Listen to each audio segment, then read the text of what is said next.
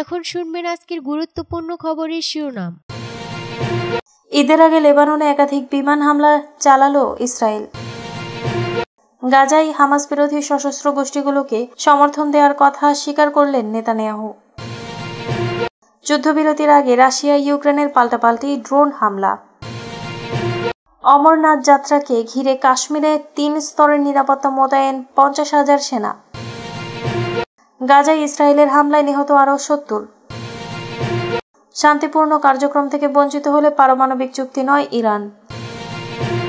Trump Putin ফোনালাপ, ইউক্রেনের হামলার জবাব দেওয়ার অঙ্গীকার পুতিনের। ঈদের আগে লেবাননে একাধিক বিমান হামলা চালালো ইসরায়েল। লেবাননের রাজধানী বৈরুতের দক্ষিণাঞ্চলীয় উপশহরের ঈদুল আজহার প্রাক্কালে একাধিক বিমান হামলা চালিয়েছে ইসরায়েল। বৃহস্পতিবার রাতে এসব হামলা চালানো হয়।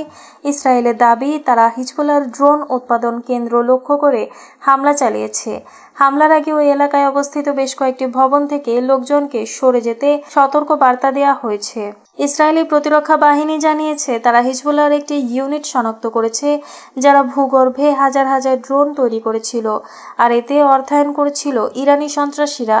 গত ৬ মাস ধরে ইসরায়েল ও লেবাননের সশস্ত্র গোষ্ঠী হিজবুল্লাহর মধ্যে যুদ্ধবিরতি চলছে। গতকালে যুদ্ধবিরতি লঙ্ঘন করে বৈরুতের হামলা চালালো ইসরায়েল। লেবাননের প্রধানমন্ত্রী নওয়াজ সালাম এই হামলার তীব্র নিন্দা জানিয়েছেন। সামাজিক যোগাযোগ মাধ্যম এক্সে দেওয়া এক পোস্টে তিনি লিখেছেন, আমি এটাকে আমাদের মাতৃভূমি দেশের নিরাপত্তা, স্থিতিশীলতা এবং অর্থনীতির উপর একটি পরিকল্পিত ও সংগঠিত আক্রমণ হিসেবে দেখছি, বিশেষ করে ছুটির প্রাক্কালে এবং পর্যটন মৌসুমের সময়। লেবাননের প্রেসিডেন্ট জোসেফ আউন এই হামলাকে একটি আন্তর্জাতিক চুক্তির স্পষ্ট লঙ্ঘন হিসেবে আখ্যায়িত করেন। তবে হিজবুল্লাহর পক্ষ থেকে এ হামলার বিষয়ে তাৎক্ষণিক কোনো মন্তব্য পাওয়া যায়নি। গাজায় হামাস বিরোধী সশস্ত্র গোষ্ঠীগুলোকে সমর্থন দেওয়ার কথা স্বীকার করলেন নেতানিয়াহু। ইসরায়েলের প্রধানমন্ত্রী বেনিয়ামিন নেতানিয়াহু বলেছেন, গাজা উপত্যকায় ফিলিস্তিনের স্বাধীনতাকামী সশস্ত্র সংগঠন হামাসের বিরুদ্ধে লড়াইয়ে সশস্ত্র গোষ্ঠীগুলোকে ব্যবহার করছে তার দেশ। গাজায় নতুন দফায় সামরিক হামলায় অন্তত ৫২ জন ফিলিস্তিনি নিহত হওয়ার পর তিনি এমন স্বীকারোক্তি দিয়েছেন। গতকাল সামাজিক যোগাযোগ মাধ্যম এক্সে প্রকাশিত এক ভিডিও বার্তায় নেতানিয়াহু বলেন, নিরাপত্তা কর্মকর্তাদের পরামর্শে সরকার গাজার অভ্যন্তরীণ প্রভাবশালী সশস্ত্র গোষ্ঠীগুলোকে সক্রিয় করেছে। এর আগে নেতানিয়াহু গাজায় এমন কৌশল প্রয়োগ করেছেন বলে সাবেক প্রতিরক্ষামন্ত্রী অ্যাভিগদর লিবারম্যান অভিযোগ করেছিলেন। মার্কিন বার্তা সংস্থা এপিকে উদ্ধৃত করে এক ইসরায়েলি কর্মকর্তা বলেন, নেতানিয়াহু যে গোষ্ঠীগুলোর কথা বলছেন তার একটি তথাকথিত পপুলার ফোর্সেস এই গোষ্ঠীর নেতৃত্ব দিয়েছেন ইয়াসের আবু শাবাব। তিনি রাফা এলাকার একজন স্থানীয় গোত্রপ্রধান। ইসরায়েলি সংবাদপত্র হারেজ গত মাসে সংগঠনটির কার্যকলাপ নিয়ে প্রতিবেদন প্রকাশ করেছিল। যুদ্ধবিরতির আগে রাশিয়া ইউক্রেনের পাল্টাপাল্টি ড্রোন হামলা। রাশিয়ার প্রেসিডেন্ট ভ্লাদিমির পুতিনের ঘোষণা করা ৩ দিনের যুদ্ধবিরতির আগে দেশটিতে বড় ড্রোন হামলা চালিয়েছে ইউক্রেনের সামরিক বাহিনী। হামলার লক্ষ্যবস্তুর আওতায় ছিল রাজধানী মস্কো। আবার এসব হামলা চালানো হয়। এর জেরে দেশটি অনেক বিমানবন্দরে উড়োজাহাজ চলাচল স্থগিত করা হয়। পুতিনের ঘোষণা করা যুদ্ধবিরতি চলবে আগামী বৃহস্পতিবার থেকে শনিবার পর্যন্ত। দ্বিতীয় বিশ্বযুদ্ধে জার্মান নাৎসিদের বিরুদ্ধে সোভিয়েত ইউনিয়ন সহ মিত্রপক্ষের জয়ের ৮০ বছর পূর্তি উদযাপন উপলক্ষে এই যুদ্ধবিরতি ঘোষণা করা হয়। এর মধ্যে শুক্রবার মস্কোর রেড স্কোয়ারে রুশ সামরিক বাহিনীর বিশেষ কুচকাওয়াজের আয়োজন করা হবে। ইউক্রেনের হামলার পর আজ মস্কোর মেয়র সের্গেই সোবিয়ানিন বলেন, মস্কো ঘিরে ১৯টি ড্রোন ধ্বংস করেছে আকাশ প্রতিরক্ষা ব্যবস্থা। এই ড্রোনের ধ্বংসাবশেষ প্রধান কটি সড়কে গিয়ে পড়ে, তবে কেউ হতাহত হননি। এছাড়া রুশ গণমাধ্যম প্রকাশিত ছবিতে একটি সুপারমার্কেটের জানালার কাঁচ ভেঙে দেখা গেছে। এছাড়া আবাসিক একটি ভবনের একাংশ পুড়ে কালো হয়ে যেতেও দেখা যায়। রাশিয়ার কেন্দ্রীয় বিমান চলাচল সংস্থার বরাতে দেশটির বার্তা সংস্থার খবরে বলা হয়েছে, হামলার পর ১ ডজনেরও বেশি বিমানবন্দরের উড়োজাহাজ চলাচল স্থগিত করা হয়। এর মধ্যে মস্কোর ৪টি বিমানবন্দর রয়েছে। তবে শহরের প্রধান শেরেমেতিয়েভো বিমানবন্দরে তেমন প্রভাব পড়েনি ও নিঝনি নোভোগ্রোদ শহরের বিমানবন্দরেও। এদিকে রাশিয়ার ভোরোনেজ ও পেনজার গভর্নররা জানিয়েছেন, আজ এই ২ অঞ্চলে যথাক্রমে 18 ও 10টি ইউক্রেনের ড্রোন ধ্বংস করা হয়েছে। এতে কেউ হতাহত হননি।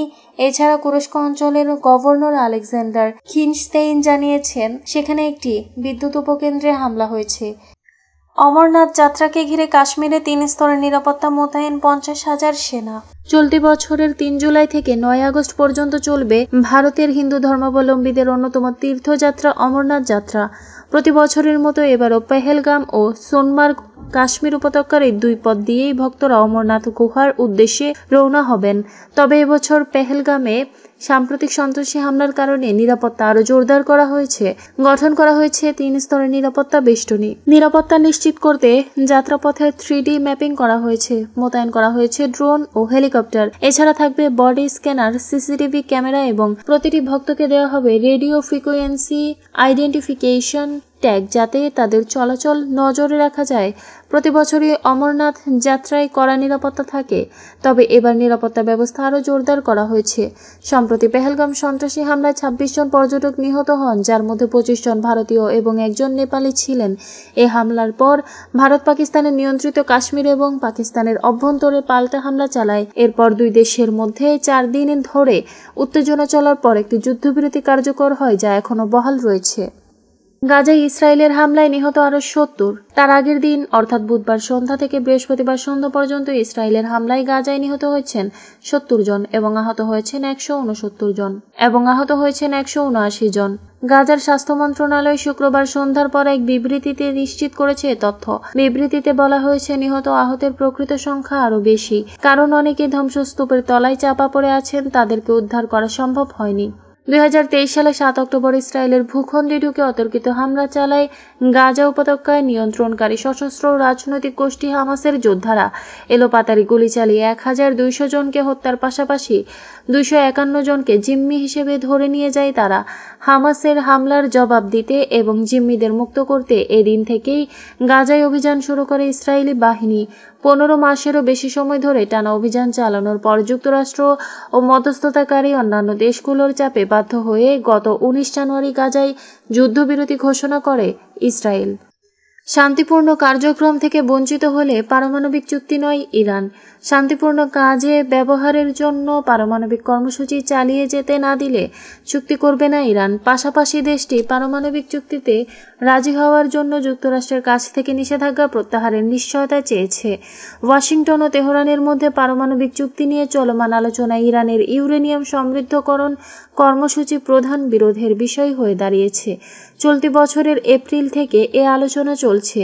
আলোচনায় ইরান বলছে তারা একটি শান্তিপূর্ণ বেসামরিক পরমাণু কর্মসূচি চালাচ্ছে, কিন্তু যুক্তরাষ্ট্র ইরানের এই কর্মসূচিকে চূড়ান্ত সীমা বা রেড লাইন হিসেবে বিবেচনা করছে।